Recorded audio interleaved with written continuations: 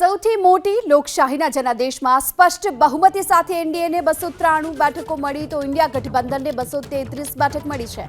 240 બેઠકો સાથે ભાજપ સૌથી મોટી પાર્ટી બનીને ઉભરી।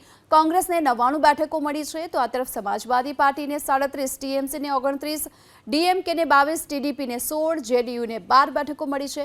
જો કે 2019માં 9 રાજ્યોમાં ક્લીન સ્વીપ કરનાર ભાજપ આ વખતે મધ્યપ્રદેશ, દિલ્હી, ઉત્તરાખંડ, હિમાચલ પ્રદેશ, ત્રિપુરા આ 5 રાજ્યોમાં જ ક્લીન સ્વીપ કરી શક્યું। જો કે ભાજપના ગઢ કહેવાતા ગુજરાત અને રાજસ્થાનમાં ભાજપે સતત ત્રીજી વાર ક્લીન સ્વીપની તક ગુમાવી છે। ભાજપે 2014-2019ની ચૂંટણીમાં અભૂતપૂર્વ બહુમતી મેળવી ત્યારે તેના વિજયમાં મુખ્ય ભૂમિકા ઉત્તર પ્રદેશે ભજવી હતી। દેશની સૌથી વધુ 80 બેઠકો ધરાવતા ઉત્તર પ્રદેશમાં ભાજપ 33 બેઠકો મળી છે, જ્યારે કે આ રાજ્યમાં 2014માં 72, 2019માં 62 બેઠકો પર વિજય મેળવ્યો હતો।